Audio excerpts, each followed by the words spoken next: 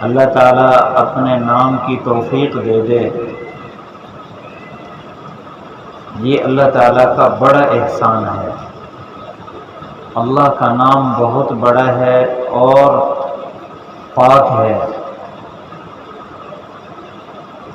اس کے نام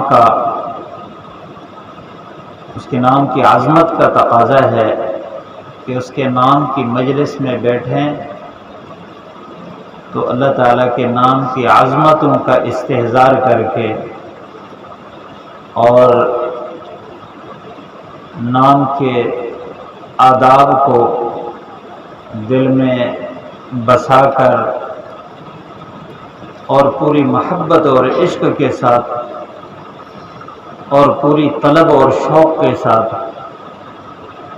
اللہ تعالیٰ کی بات سنیں اور اللہ تعالیٰ کا نام لیں۔ با ادب با نصیب، بے ادب بے نصیب مشہور قول ہے۔ جتنا ادب اور عظمت کے ساتھ اللہ کی بات اور اللہ کا نام سنیں گے اور اپنی زبان سے ادا کریں گے، اللہ اتنا ہی بانصیب بنائے گا۔ اللہ تعالیٰ آپ حضرات کی برکت سے مجھے بھی توفیق نصیب فرمائے۔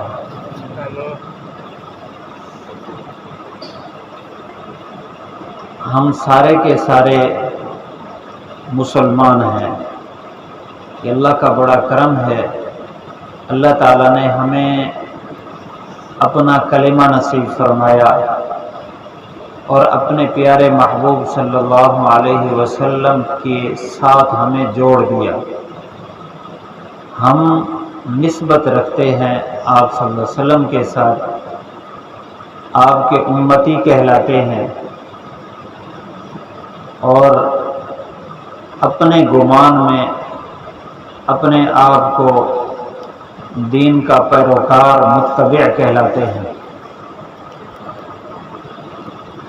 یہ چھوٹی نسبت نہیں ہے، بہت بڑی نسبت ہے۔ میری بات پوری توجہ سے سنیں، طالب علم غافل بیٹھے۔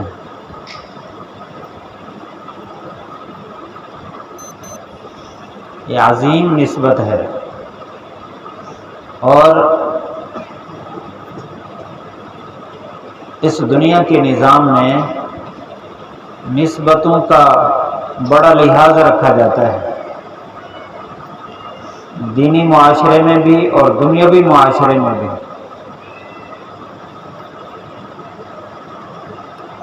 لیکن شریعت نے ہمیں بتایا ہے کہ نسبت کا کیا مطلب ہے۔ ہمیں جو آپ صلی اللہ علیہ وسلم سے نسبت حاصل ہے یہ بہت عظیم نعمت ہے اور ہر نعمت کی قدر ضروری ہے۔ جتنا بڑی نعمت ہو اتنا اس کی بڑی قدر کی ضرورت ہے۔ میں یہ عرض کر رہا ہوں کہ معاشرے میں نسبت کا بڑا لحاظ رکھا جاتا ہے۔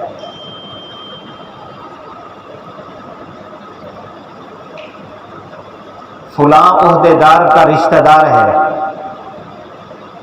اس کا بیٹا ہے، اس کے ساتھ اس کی نسبت ہے۔ فلاں ہمارا جو محسن ہے، ہمارے اوپر اس نے احسان کیا، یہ اس کا قریبی لگتا ہے۔ نسبتوں کی ہمارے ہاں بڑی قدر ہے۔ تو جتنی دنیاوی نسبتیں ہیں، قومی نسبت ہے، علاقائی نسبت ہے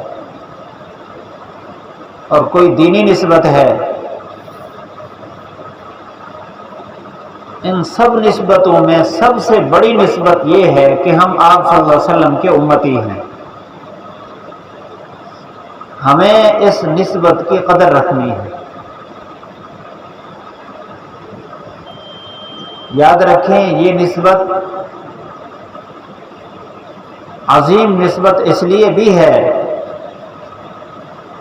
کہ یہ نسبت دنیا میں بھی کام آئے گی، موت کے وقت اور قبر میں اور آخرت میں اس کا بڑا لحاظ رکھا جائے گا۔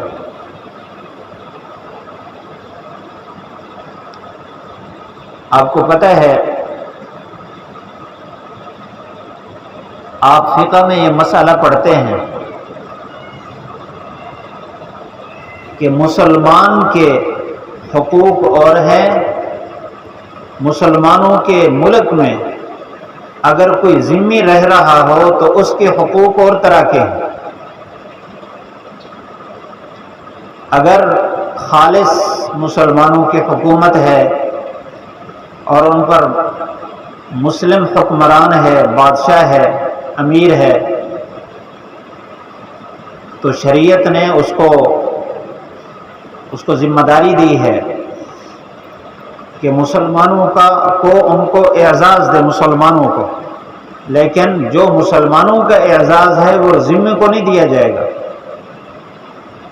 اس لیے کافر اگر مسلمانوں کے ملک میں رہ رہا ہے، وہاں کا باشندہ ہے، تو اس کے گلے میں ذمہ ہونے کا نشان ہونا ضروری ہے، اور وہ مسلمانوں جیسے اعزازات ان کو نہیں مل سکتے، اس لیے وہ گھوڑے کے اوپر زین رکھ کے نہیں بیٹھ سکتے۔ یہ مسلمانوں کا اعزاز ہے، چاہے مسلمان گناہگار ہے، نماز نہیں پڑھتا، اس نے کلمہ پڑھا ہوا ہے، آپ صلی اللہ علیہ وسلم کے ساتھ اس کی نسبت جوڑ گئی ہے، اس لیے شریعت نے اس کا اس معاشرے میں اس کو اعزاز دیا ہے۔ اور قبر میں تو سوال ہوگا، من ربک،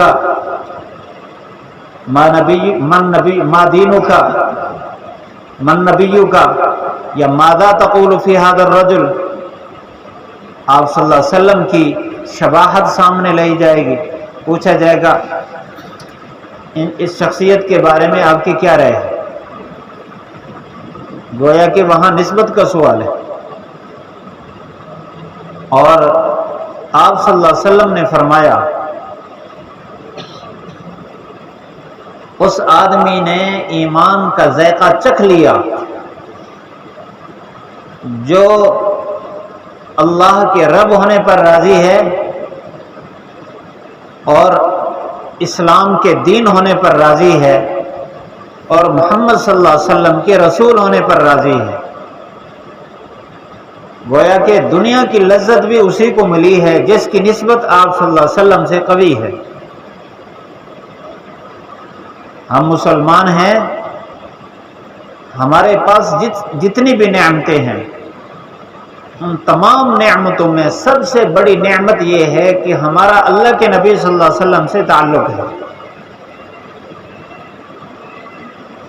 یاد رکھنا، یہ نسبت کمزور بھی ہوتی ہے، قوی بھی ہوتی ہے۔ جس درجے کی نسبت ہوگی اس درجے کا اعزاز ملتا ہے انسان کو۔ ہم مسلمان ہیں، آپ صلی اللہ علیہ وسلم سے یہ سوال کیا گیا، مشکوٰۃ شریف میں روایت ہے، ایک آدمی نے آپ سے سوال کیا، ای المسلمین خیر، مسلمانوں میں سب سے بہتر کون ہے؟ گویا یہ سوال، اس سوال کا جو مضمون ہے وہ یہ ہے کہ آپ صلی اللہ علیہ وسلم کے ساتھ سب سے زیادہ نسبت کس کو حاصل ہے؟ آپ نے فرمایا، من سلم المسلمون من لسانہ و یدہ، جس کی زبان سے اور اس کے ہاتھ سے دوسرے مسلمان محفوظ ہوں۔ ایک روایت میں ہے، حضرت عمر بن عبسہ رضی اللہ تعالی عنہ صحابی ہیں، سادہ طبیعت کے تھے، بکریاں چراتے تھے اور اللہ کے بڑے محبوب تھے۔ ہر صحابی اللہ کا محبوب، اور ہر صحابی کی اپنی شان ہے۔ ان کی شان یہ تھی کہ جب بکریاں چراتے تھے دھوپ پر، تو ان کے حالات میں لکھا ہے کہ بادل ان کے اوپر سایہ کرتا رہتا تھا، جہاں جہاں تک یہ پھرتے تھے بادل ان کے اوپر رہتا تھا۔ ان کی شان ہے۔ یہ روایت کرتے ہیں آپ صلی اللہ علیہ وسلم سے سوال کیا گیا اسلام کیا چیز ہے؟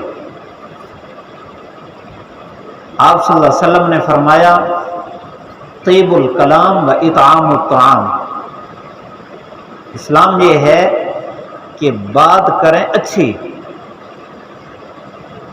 یہ تقسیم نہیں فرمائی کہ اپنے کو بات کریں دوسرے کو بات کریں، اپنے اماں ابا سے بات کر رہے ہیں، اپنے بھائی بہن سے بات کر رہے ہیں، اپنے چھوٹوں سے بات کر رہے ہیں۔ آپ نے مطلق فرمایا بات اچھی اچھی بات، یہ اسلام ہے، اور کھانا کھلانا یہ اسلام ہے۔ پھر دوسرا سوال یہ کیا گیا ایمان کیا ہے؟ آپ نے فرمایا الصبر والسماحہ، مصیبت پر صبر کرنا اور سخاوت کا مزاج، یہ ایمان ہے۔ اس کے بعد پھر سوال کیا گیا ای الاسلام افضل، افضل اسلام کیا ہے؟ آپ نے اس کے جواب میں یہی فرمایا من سلم المسلمون من لسانہ و یدہ، اس آدمی کا اسلام سب سے افضل اسلام ہے جس کی زبان سے اس کے ہاتھ سے دوسرے مسلمان محفوظ رہے۔ اب ان احادیث سے جو مضمون ہمیں سمجھ آ رہا ہے کہ اللہ کے نبی صلی اللہ علیہ وسلم کے ساتھ سب سے گہری نسبت اس آدمی کی ہے جو دوسروں کو راحت پہنچاتا ہے، نفع پہنچاتا ہے۔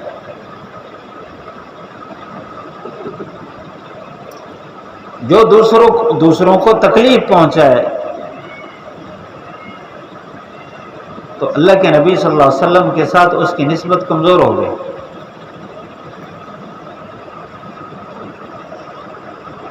نفع پہنچانے والے کے ساتھ اللہ کے نبی کی نسبت بڑی مضبوط۔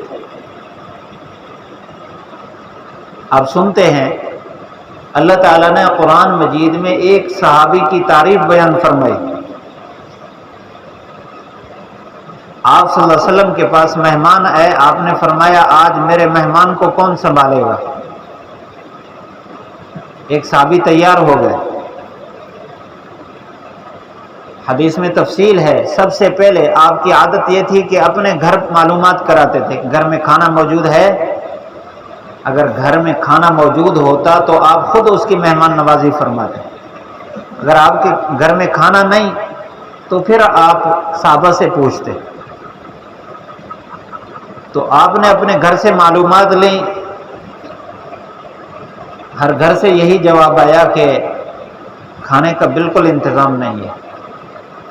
آپ نے پھر صحابہ سے پوچھا میرے مہمان کی آج رات کون مہمان نوازی کرے گا؟ ایک صحابی نے حامی بھر لی، لے گیا گھر معلومات لیں تو چاند ایک ٹکڑے بچے ہوئے تھے۔ تو طے یہ ہوا کہ ہمارے بچے اور ہم صبر کر لیتے، مہمان کو کھلا دیتے۔ انہوں نے اس کے لیے ایک بہترین طریقہ دلجوئی کا بھی اختیار کیا ہے کہ مہمان کا دل نہ ٹوٹے۔ جس کا اللہ کے نبی صلی اللہ علیہ وسلم کے ساتھ تعلق ہوتا ہے وہ دنیا کو نہیں دکھاتا، وہ اللہ کو دکھاتا ہے، کیونکہ اللہ ہی اس نسبت کو مضبوط کرتا ہے اور اللہ ہی نسبت کو دیکھتا ہے کہ اس کی نسبت اپنے نبی کے ساتھ کتنا مضبوط ہے۔ اس لیے انہوں نے مہمان کو نہیں بتایا کہ ہمارے گھر میں تھوڑا کھانا ہے، ہم نے مہمانوں کو کھلا دیا، گھر والوں کو سلا دیا، بچوں کو، اور آپ کو خوش کرنے کے لیے ہم یہ کام کر رہے ہیں۔ اللہ کو دکھانے کے لیے انہوں نے سارے دنیاوی جو ریا کے اور دکھلاوے کی صورتیں تھیں سب پر پردہ ڈال دیا۔ بچوں کو ویسے تسلی دلا کے سلا دیا اور خود بتی کو درست کرنے کی نیت سے بجھا دیا، دکھلانے کے لیے کہ بتی درست ہو رہی ہے، بجھا دیا، اور مہمان کے پاس بیٹھ کر طریقہ یہ اختیار کیا کہ مہمان سمجھے میرے ساتھ کھا رہے ہیں۔ یہ صرف اللہ ہی دیکھ رہا تھا کہ یہ مہمان کو ترجیح دے رہے ہیں اور کوئی نہیں دیکھ رہا تھا۔ اس لیے اللہ نے اپنے نبی کو خبر دی کہ یہ کیسے اچھے لوگ ہیں.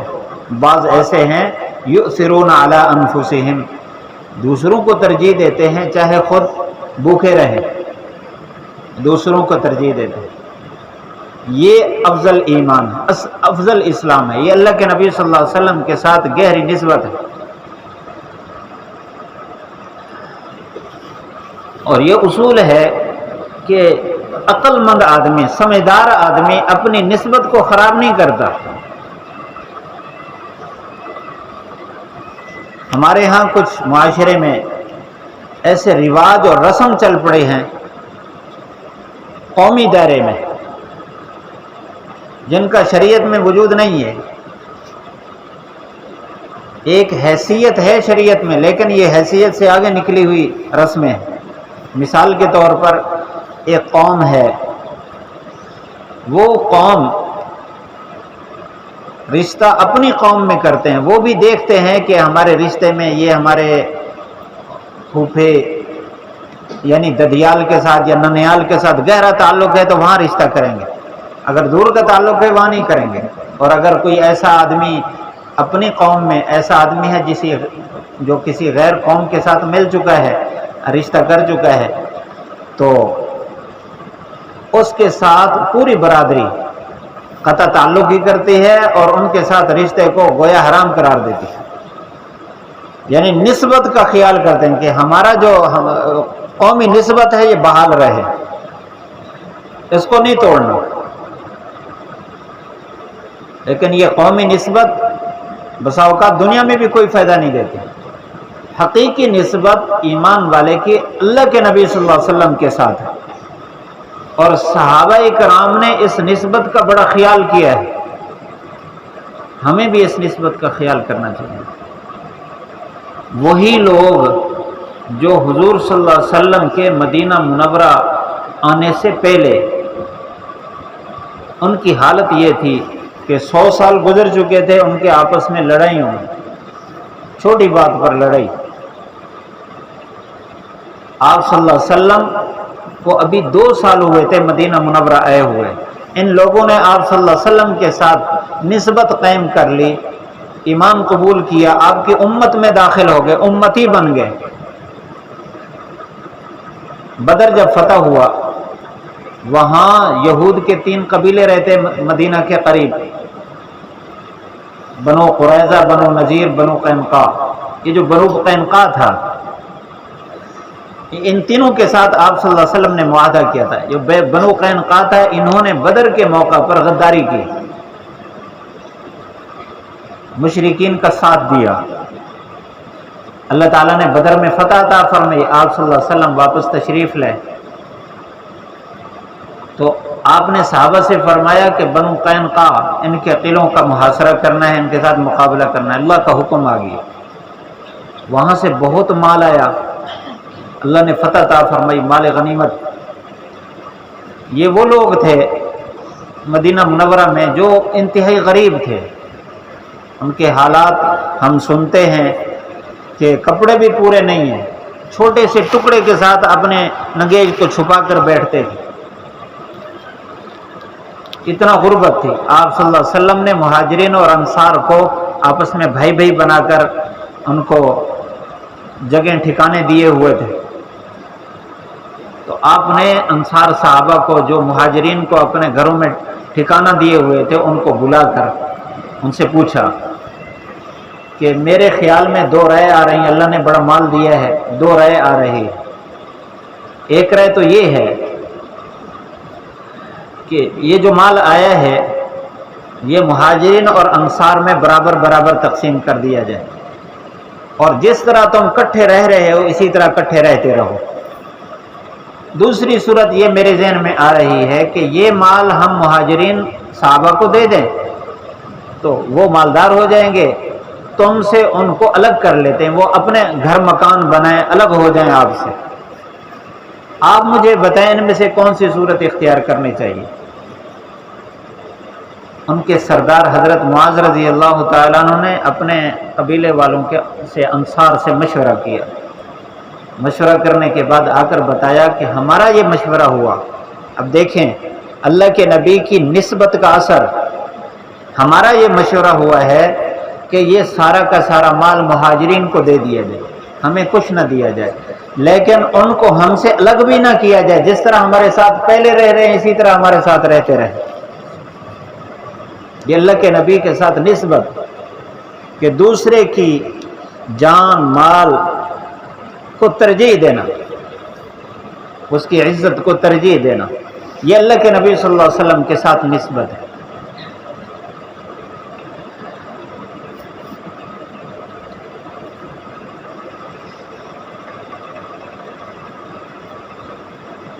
کتابوں میں لکھا ہے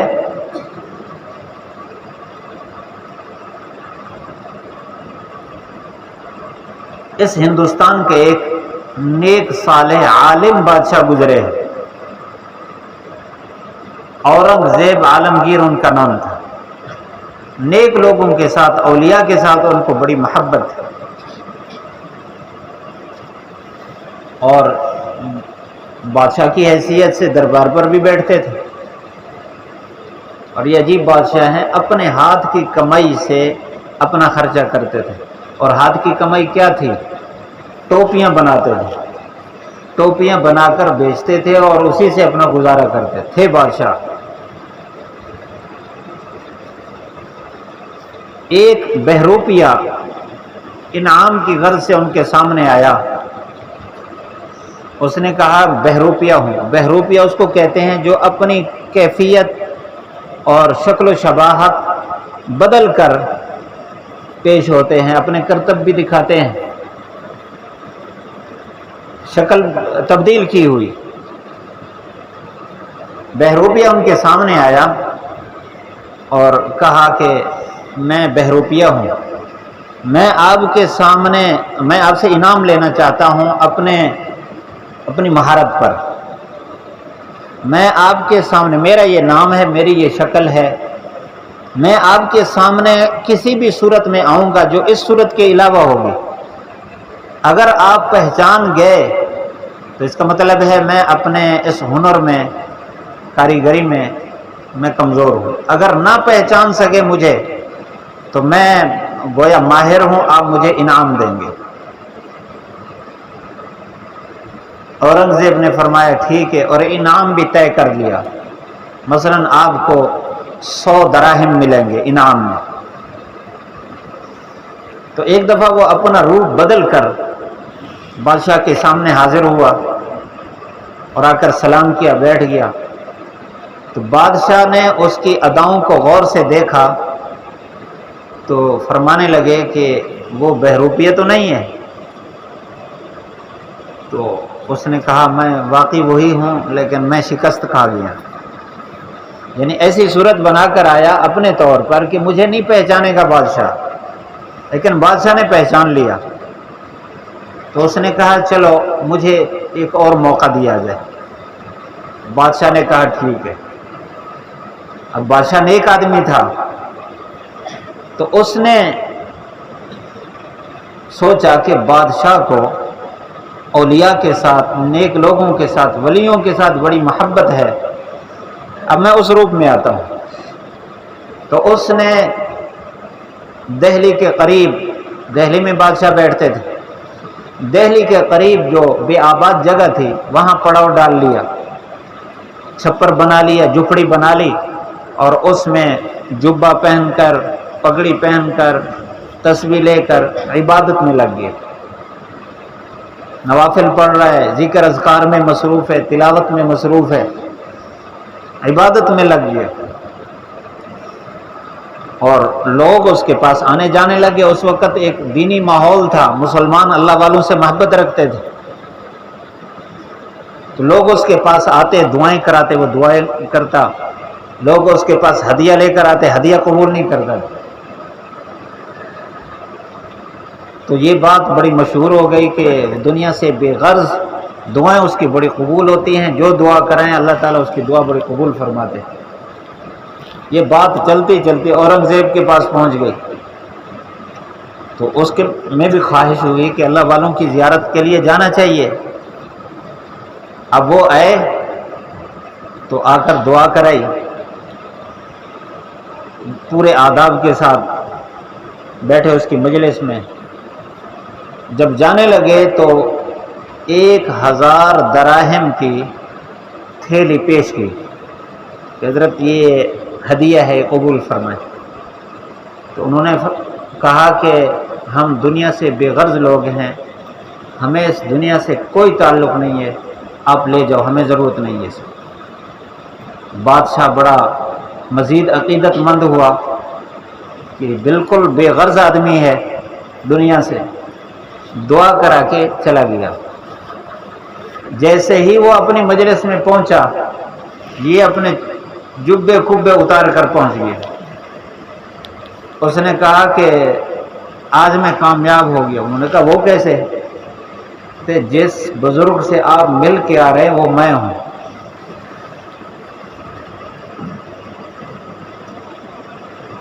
اچھا، کہا بالکل آپ نے یہ بات کی، میرے سے خلوت میں ملاقات ہوئی، آپ نے یہ بات کی، میں ہی تھا. آپ مجھے انعام دیں، آپ مجھے نہیں پہچان سکے. انہوں نے کہا ٹھیک ہے، میں آپ کو انعام دیتا ہوں، 100 دراہم انعام میں. لیکن ساتھ پوچھا یہ بتائیں کہ میں وہاں آپ کو 1000 دراہم دینے کی تھیلی پیش کی، آپ نے اس کو قبول نہیں کیا، اور آپ بھاگتے ہوئے ہیں اور آ کر میرے سے 100 دراہم لے رہے ہیں. اس وقت آپ نے کیوں نہیں لیا؟ تو فرمانے لگے، اس بہروپیہ نے کہا کہ اس وقت میں نے اللہ والوں کی شکل اپنا رکھی تھی. اگر اس وقت میں تھیلی لے لیتا تو پھر یہ بات مشہور ہوتی کہ اللہ والے یہ دنیا کے طلبگار ہوتے ہیں، ان کو بادشاہ اگر ہدیہ پیش کرے تو وہ لے لیتے ہیں، عوام الناس کے ہدیہ نہیں لیتے، لیکن بڑے ہدیے لے لیتے ہیں، ان کے اندر دنیا خوشی ہوتی ہے.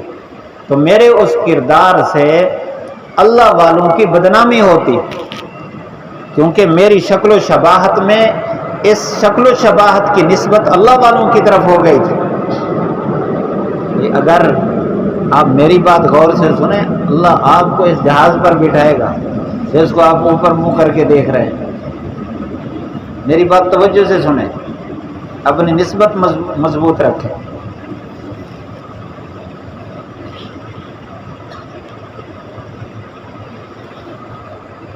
تو اس بہروپیے نے ہمیں سبق دیا ہے کہ جب کسی کے ساتھ تمہاری نسبت ہو جائے تو اس نسبت کی عظمت کو مد نظر رکھتے ہوئے بہت کچھ قربان کرنا پڑتا ہے.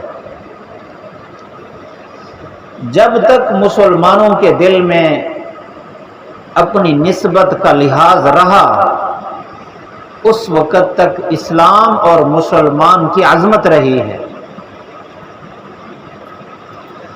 جب ہم بھولے ہیں، ہم امتی ہیں، امتی ہونا بھول گئے. اور بھولے کیوں ہیں؟ ہمیں ایک مرض لاحق ہوا ہے. غلام محمد نام کتنا پیارا ہے، غلام محمد، دیکھ رہا ہے ادھر، پوری توجہ کے ساتھ بیٹھے. ہمیں ایک مرض لاحق ہے مجموعی طور پر، کیونکہ آدمی اپنے اوپر دوسروں کو قیاس کرتا ہے. میں خود اس مرض میں مبتلا ہوں، اس لیے میں یہ بات کر رہا ہوں. آپ نیک لوگ بیٹھے ہوں گے، ملکے بیٹھے ہیں، آپ کی برکت سے تو دین کی بات ہو رہی ہے. ہمیں ایک مرض لگا ہوا ہے، وہ ہے احساس برتری. اس احساس برتری نے ہماری اس نسبت کو تباہ کر دیا ہے. حالانکہ یہ برتری اسی نسبت کے ساتھ منسلک ہے، اور اس احساس برتری نے ہمیں اللہ سے بھی دور کر دیا، اللہ کے رسول سے بھی دور کر دیا، دین سے بھی دور کر دیا. احساس برتری کیا ہے؟ ہر میدان میں، ہر جگہ جب کسی دوسرے کے ساتھ کوئی معاملہ پیش آئے، چھوٹا یا بڑا،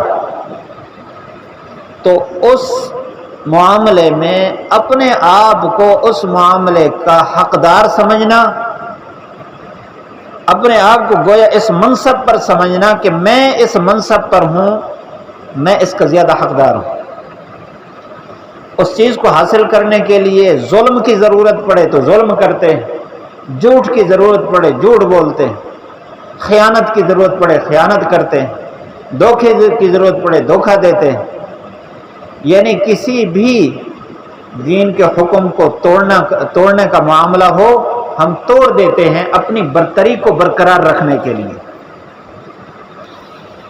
ایک چھوٹے بچے سے لے کر ایک بڑے عہدے تک، یعنی ایک بڑے ذمہ دار تک، چھوٹے ذمہ دار سے لے کر بڑے ذمہ دار تک، تقریباً ہم اس نسبت کو اسی بیماری کی وجہ سے کاٹتے رہتے ہیں۔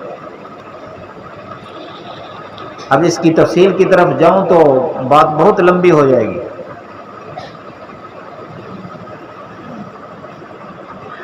ایک عام سی مثال دیتا ہوں۔ اگر کہیں ایک نیک دل آدمی نے لوگوں میں ان کی ضروریات تقسیم کرنے کا ایک پروگرام بنایا، تو اس صورت میں حالانکہ انہوں نے معاشرے میں کمزور طبقے کے، ضعیف طبقے کے، غرباء مساکین کے لیے ایک فیصلہ کیا ہے۔ اب کمزور طبقہ اور غربت میں نچلے درجے پر جو طبقہ ہے معاشرے میں، اس کو برتری حاصل نہیں ہے، معاشرہ اس کو گھٹیا سمجھتا ہے نا، جو مالدار ہے وہ برتر ہے۔ لیکن یہاں بھی اس طبقے میں بھی احساس برتری کا مرض اتنا اعلیٰ درجے کا ہے، جہاں چیز تقسیم ہو رہی ہے وہاں ہر امتی یہ کوشش کرے گا، یہ عمومی بات کر رہا ہوں، اللہ ماشاءاللہ اچھے لوگ بھی ہیں، ہر امتی یعنی اکثر ان کی کوشش ہوگی کہ اس میں پہلے مجھے یہ حق دیا جائے، دوسرے کو ملے یا نہ ملے۔ کیوں؟ اس لیے کہ اس میدان میں اس منصب پر ہوں، اس غربت کے درجات میں اعلیٰ درجے پر ہوں، لہذا پہلے میرا حق ہے، مجھے ملنا چاہیے، دوسرے کو ملے یا نہ ملے۔ یہ وہ صورت بتا رہا ہوں جو معاشرے میں کمتر ہے، اور ظاہر بات ہے جو جتنا زیادہ غریب ہے وہ اتنا زیادہ نچلے درجے کا ہے، لیکن وہ اس میں بھی احساس برتری جو اندر کھڑی ہے اس کو غلط استعمال کر کے دوسرے کا حق کھائے گا، جھوٹ بول دے گا۔ انہوں نے پوچھا آپ کا کچھ بچا ہے پیچھے؟ میرا تو کچھ بھی نہیں بچا، حالانکہ بہت مال بچا ہوا ہے۔ بھی آپ کی کتنا تنخواہ ہے؟ اگر اس کی تنخواہ 10,000 بھی ہوگی وہ کہے گا 2,000 ہے۔ کیوں؟ کہ اس منصب پر میں ہوں کہ یہ حق مجھے ملے۔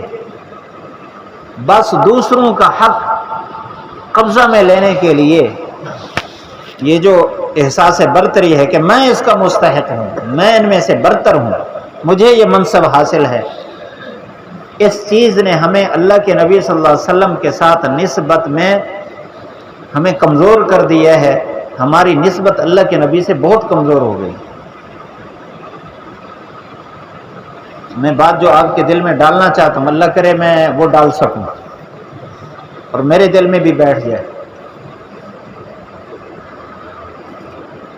ہم مسلمان ہیں، ہر لمحہ ہمارا اللہ کے نبی صلی اللہ علیہ وسلم کے ساتھ تعلق اور نسبت ہے، ہم ہر لمحہ امتی ہیں، نماز پڑھتے ہوئے، مسجد سے باہر نکلتے ہوئے، دکان پر بیٹھے ہوئے، یا گاہک کی صورت میں کوئی چیز خریدتے ہوئے، دوسرے کو کا تعاون کرتے ہوئے، ہر لمحہ ہم اللہ کے نبی کے امتی ہیں۔ ہر لمحہ ہمیں اس نسبت کو قائم رکھنا ضروری ہے۔ قائم تب ہوگی جب ہم اللہ کے نبی صلی اللہ علیہ وسلم کی جو ہمارے بارے میں خواہشات ہیں ہم ان پر چلیں۔ آپ کو پتہ ہے اللہ کے نبی صلی اللہ علیہ وسلم ہمارے لیے اس نسبت کو مضبوط کرنے کے لیے کتنا تڑپے ہیں۔ آپ صلی اللہ علیہ وسلم کو تو اللہ تعالیٰ نے فرما دیا تھا اگر آپ چاہیں تو یہ پہاڑ احد کا سونے کا بنا کر آپ کے ساتھ چلا دیں، جہاں آپ کا ارادہ ہو آپ خرچ کر ڈالیں، لیکن آپ صلی اللہ علیہ وسلم نے ہمارے ساتھ نسبت قائم رکھتے ہوئے آپ نے مسکنت کو پسند فرمایا تاکہ مسکینوں کی میرے ساتھ نسبت مضبوط رہے۔ آپ نے غربت کو، فاقے کو پسند فرمایا۔ آپ نے ہمارے لیے، میرے اور آپ کے لیے بھوک برداشت کی ہے۔ میرے اور آپ کے لیے آپ نے دندان مبارک شہید کرائے ہیں، اور صحابہ نے جتنے غزوات کیے ان کے دل سے دنیا تو نکل چکی تھی، انہوں نے کس لیے یہ ساری مشقتیں برداشت کی؟ میرے اور آپ کے لیے، کہ یہ جو 14 صدی کے 15ویں صدی کے مسلمان ہیں، لوگ ہیں، انسان ہیں، ان کا بھی ہمارے ساتھ، اللہ کے نبی کے ساتھ تعلق ہو جائے، نسبت ہو جائے، یہ دین قیامت تک باقی رہے۔ مقصد یہی ہے نا، ہر انسان کی نسبت اللہ کے نبی سے جڑ جائے۔ اسی نسبت کو مضبوط کرنے کے لیے انہوں نے قربانیاں دی ہیں، اور جب تک یہ نسبت مضبوط رہی مسلمان عزت کے ساتھ رہے۔ یہ یاد رکھنا، اللہ کے نبی کے ساتھ نسبت مضبوط رکھنے میں برتری ہے، عزت ہے، آدمی کی بلندی ہے۔ نسبت کمزور ہو تو بلندی نہیں ہے۔ ہر موقع پر، حتیٰ کہ جان کا خطرہ ہو جائے، سچ بولے، جھوٹ نہ بولے، تو اللہ اسی میں اس کو عزت دے گا۔ یہ باتیں ہماری سمجھ میں اس لیے نہیں آتی کہ ہم امراض میں اتنا گھر چکے ہیں کہ ہماری جو حص ہے ایمان والی وہ بہت کمزور ہو چکی ہے، ہمیں سمجھ نہیں آتی۔ ایک کتاب میں نے پڑھا، ایک مسلمان عیسائیوں کے ملک میں، نوجوان تھا، عیسائیوں کے ملک میں کاروبار کے لیے گیا، اپنا ملک چھوڑ کر۔ ایک دفعہ وہ شکار کے لیے باہر نکلا، تو وہ شکار کر رہا تھا، اس نے تیر مارا یا جو بھی چیز تھی شکار کرنے کی اس کے ہاتھ میں، اس نے وہ پھینکی، مارا اس کو، تو اس کا نشانہ خطا ہو گیا، بجائے شکار کو لگنے کے ساتھ ایک لڑکا عیسائی کھڑا تھا اس کو جا کر لگا، اور اس کا وقت آ چکا تھا، وہ موقع پر ختم ہو گیا۔ عیسائیوں کو پتہ چلا تو وہ پہنچ گئے قاضی کے پاس، اور قاضی مسلمان تھا۔ قاضی کے پاس پہنچ گئے، جج کے پاس، مقدمہ دائر کیا کہ اس نے ہمارے بندے کو قتل کیا، اور اسلام میں قتل کی ترتیب ہے، اس کی حدوں کی ترتیب ہے، یہ خطأً قتل ہے، اور خطأً قتل کرنے کے بدلے میں قتل نہیں کیا جاتا، دیت لازم ہوتی ہے۔ تو اس نوجوان نے کہا قاضی کو کہ میرا یہ جو قتل ہے یہ جان بوجھ کر نہیں ہے، یہ خطأً قتل ہوا ہے، تو میری سزا جس کا یہ مطالبہ کر رہے ہیں وہ تو نہیں بنتی۔ اس نے کہا میں مجبور ہوں، عیسائیوں کا ملک ہے، ان کے قانون پر میں نے فیصلہ کرنا ہے، ان کا قانون ہے کہ قتل جس صورت میں بھی ہو بدلے میں قتل کیا جائے گا، کیونکہ وہاں مسلمان بھی رہتے تھے اور عیسائی بھی رہتے تھے، قانون عیسائیوں کا تھا۔ اب اس کو قید میں ڈال دیا گیا، اور طے یہ ہوا، اصول ان کا یہ تھا کہ جمعے کے دن، جس دن سارے مسلمان بھی جمع ہوں، اس دن جمعے کے بعد میدان میں قصاص لیا جاتا تھا۔ اور اب بھی اسلام میں یہی ترتیب ہے، آپ فقہ میں پڑھتے ہیں کہ حد و قصاص میں لوگوں کو جمع کیا جائے، جہاں اسلامی قوانین ہیں وہاں جمعے والے دن یہ قصاص حدود جاری ہوتی ہیں۔ تو ایک جمعہ طے ہو گیا کہ اس جمعے اس کو قصاص میں قتل کیا جائے گا، جیل میں ڈال دیا گیا۔ اب جیل کا جو سپرنٹینڈنٹ تھا، نوجوان اس سے ملا، اس کو کہا کہ میں مسلمان ہوں اور میرے سے خطأً قتل ہو گیا ہے، جان بوجھ کر نہیں کیا، لیکن قاضی نے فیصلہ سنا دیا کہ اگلے جمعے آپ کو قصاصاً قتل کیا جائے گا۔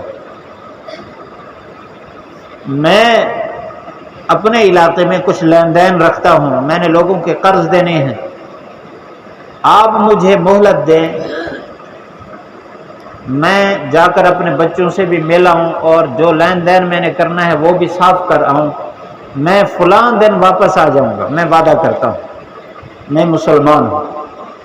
جب سپریڈنٹ نے یہ سنا کہ یہ مسلمان ہے، اس نے چھوڑ دیا، اس نے کہا ٹھیک ہے۔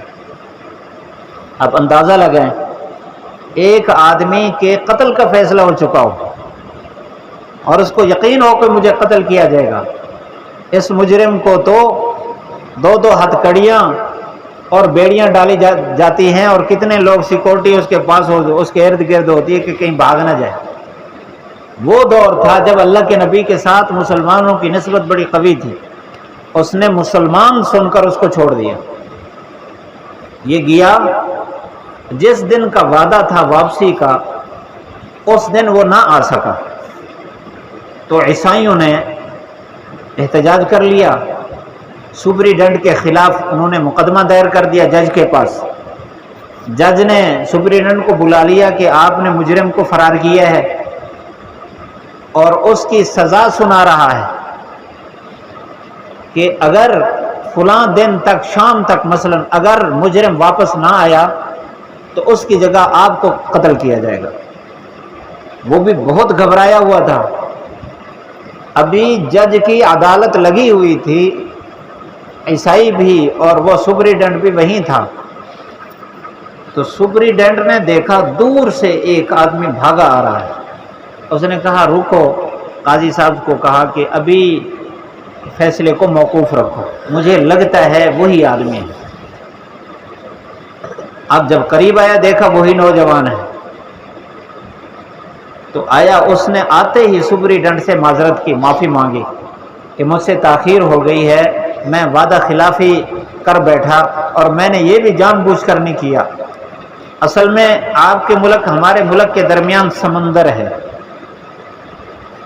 تو میں کشتی پر وعدے کے مطابق واپسی آ رہا تھا، راستے میں طوفان آیا جس نے کشتی کا رخ موڑا اور بڑی کوشش کی ملاح نے اس کو قابو کرنے کی، پھر بھی وہ ایک دن کے فاصلے پر اس نے دور جا کے چھوڑا، اور میں وہاں سے بغیر کھائے پیے ہانپتا کانپتا ابھی آپ کے پاس پہنچا ہوں کہ وعدہ خلافی نہ ہو جائے تو آپ مجھے معاف کر دیں۔ بس اس کی یہ کیفیت دیکھی تو جتنے عیسائی مدعیان تھے انہوں نے کہا قاضی صاحب ہمارا فیصلہ یہ ہے کہ اس بچے کے خطا کو ہم نے معاف کر دیا، اور صرف ہم معاف نہیں کرتے، ہم کلمہ بھی پڑھتے ہیں، جن کا دین ان کو اتنا تعلیم سکھاتا ہے کہ اپنے قتل کے لیے بھی جھوٹ نہیں بولتا، دھوکہ نہیں کرتا اور اپنے آپ کو پیش کر دیتا ہے، ایسے سچے اسلام کو ہم بھی قبول کرتے ہیں۔ یہ نسبت تھی، انہوں نے نسبت کو باقی رکھا۔ ہم دیکھیں ہمارے معاملات کیسے ہیں، چھوٹی چھوٹی بات پر جھوٹ، چھوٹی چھوٹی بات پر حرام طلب کرنے کے لیے، عیاشی طلب کرنے کے لیے کیا کیا قانون توڑ دیتے ہیں اسلام کے۔ ہم دیکھیں تو صحیح، اللہ کے نبی صلی اللہ علیہ وسلم کے سامنے ہم نے پیش ہونا ہے، آپ اسی نسبت کو دیکھ کر ہماری سفارش کریں گے، ہم اپنے آپ کو پہچانیں، ہماری کتنا عظمت ہے، ہم کیسی نسبت رکھتے ہیں۔ آخری بات سنا کر بات ختم کرتا ہوں۔ ایک بزرگ بیٹھے تھے، بوڑھے آدمی، کچھ سامان لے کر، ایک نوجوان سامنے سے گزرا تو اس نے دیکھا کہ کمزور آدمی میرے پیچھے بھاگ تو نہیں سکتا، اس نے ایسے جھٹی ماری، سامان کو بھاگ گیا، تھوڑا سا آگے گیا تو نابینا ہو گیا، آنکھوں سے اس کی نظر ختم ہو گئی، اب اس کو نظر ہی کچھ نہیں آ رہا، تو پھر اس کو احساس ہوا کہ میں نے ایک نیک آدمی بزرگ بوڑھے کو تکلیف پہنچائی ہے، اسی کی وجہ سے مجھے سزا مل گئی ہے، تو وہیں چیخنے چلانے لگ گیا، تو لوگ قریب ہے کیا مسئلہ ہے، اس نے بتا دیا کہ میں نے فلاں پیچھے ایک بزرگ بیٹھا ہے، میں نے اس کو تکلیف دی ہے، مجھے اس کے پاس لے چلو، میں اسے معافی مانگتا ہوں، میری نظر ختم ہو گئی۔ اب وہ لوگ اس کو لے کر گئے، دکان کے سامنے وہ بیٹھا تھا، وہاں گئے دیکھا وہ بزرگ نہیں تھے، ادھر ادھر تلاش کیا نہیں ملا، دکاندار سے پوچھا، انہوں نے کہا کہ یہ سامنے جو مسجد ہے وہاں نماز پڑھنے کے لیے آتے ہیں، اب نماز پڑھ کے فارغ ہو کر یہاں بیٹھے تھے، اب یہ اگلی نماز میں آئیں گے، جب آئیں گے تو آپ ان سے مل لینا۔ اگلی نماز تک انتظار کیا، جب اگلی نماز کا وقت آیا تو اس بزرگ کو آتے ہوئے دیکھا تو لوگوں نے بتایا کہ وہ آ رہے ہیں۔ اب یہ تو نابینا ہوا بیٹھا تھا، جیسے وہ قریب ہے یہ پاؤں میں گر گیا، اس نے کہا اللہ کے لیے مجھے معاف کر دے، میں نے غلطی کی ہے، یہ آپ کا سامان ہے، آپ کو تکلیف پہنچائی، آپ مجھے معاف کر دیں میں تاکہ میری نظر لوٹے۔ انہوں نے کہا میں نے تو اس وقت معاف کر دیا تھا۔ کیا اس وقت معاف کر دیا تھا؟ وہ کیسے؟ انہوں نے کہا کہ میں عالم نہیں ہوں، میں نے علماء سے سنا ہے کہ قیامت کے دن اللہ کے نبی صلی اللہ علیہ وسلم نے فرمایا قیامت کے دن میں اس وقت تک جنت میں داخل نہیں ہوں گا جب تک میرا آخری امتی جنت میں نہیں جائے گا۔ میں یہ سوچتا ہوں کہ اگر میں معاف نہ کروں تو جب قیامت کا دن آئے گا تو میرا مقدمہ چلے گا اور مقدمے میں سوال جواب ہوں گے، اللہ تعالیٰ فیصلہ سنائیں گے، آپ صلی اللہ علیہ وسلم اتنی دیر تک کھڑے رہیں گے میری انتظار میں کہ میرا مقدمہ بھی اللہ سنیں اور اس کا فیصلہ کریں، اور اتنی دیر میں اللہ کے نبی کو جنت کے داخلے میں دیر ہو جائے گی، میں اس کو برداشت نہیں کرتا کہ میری وجہ سے اللہ کے نبی تاخیر سے جنت میں جائیں، اس لیے میں نے معاف کر دیا۔ یہ نسبت ہے۔ ہم کیا کر رہے ہیں؟ ہماری نسبت کتنا کمزور ہے۔ ہماری وجہ سے بھی تو اللہ کے نبی صلی اللہ علیہ وسلم کھڑے رہیں گے۔ ہمارے معاملات، ہماری نمازیں، ہمارے روزے، ہمارا سچ جھوٹ، اس کا جب تک حساب کتاب ہوتا رہے گا اللہ کے نبی کھڑے رہیں گے، تو ہماری وجہ سے اللہ کے نبی کو تاخیر ہو جائے، ہم کتنا مجرمانہ فعل کر رہے ہیں۔ اس لیے ہمیں اپنی اس نسبت کا خیال کرنا ہے۔ آج کا سبق یہی ہے، ہماری نسبت بڑی اونچی ہے، ہم اللہ کے نبی کے امتی ہیں، اور اللہ کے نبی نے اس نسبت کے لیے بہت مانگا ہے اللہ تعالیٰ سے، ہمیں اس کا خیال کرنا ہے۔ نماز پڑھیں، اب نسبت کیسے مضبوط ہوگی؟ جو اللہ کے نبی صلی اللہ علیہ وسلم نے کام کیے ہم وہی کریں، جس چیز کو اللہ کے نبی نے نہیں کیا یا روکا ہے ہم اس سے رک جائیں، بس ہماری نسبت مضبوط ہو رہی ہے۔ اگر ہر کام میں ہم یہی سوچیں کہ میرے اس کام کو آپ صلی اللہ علیہ وسلم پر، ایک روایت میں ہے، علماء نے یہ روایت لکھی ہے کہ آپ صلی اللہ علیہ وسلم پر بھی امت کے اعمال پیش ہوتے ہیں، اگر ہم یہی دیکھ لیں کہ میرے اعمال اللہ کے نبی پر پیش ہوں گے، اب اس میں جھوٹ ہو، فراڈ ہو، دھوکہ ہو اور نمازوں میں کمزوری ہو، یہ بھی تو پیش کیا جائے گا۔ اور اللہ کے نبی کے پاس جب امت کے گناہ پیش ہوتے ہیں تو ظاہر بات ہے اللہ کے نبی کو رنج غم تو ہوتا ہوگا، تو میری وجہ سے رنج غم ہو تو میں کس درجے کا امتی ہوں؟ ہم اپنے آپ کو پہچانیں، اپنی نسبت کا خیال رکھیں۔ انشاءاللہ ہم نے نسبت کا خیال رکھا تو اللہ تعالیٰ دنیا آخرت میں عزت عطا فرمائیں گے۔ اللہ ہم سب کو عمل کرنے کی توفیق نصیب فرمائے۔ وآخر دعوانا ان الحمدللہ۔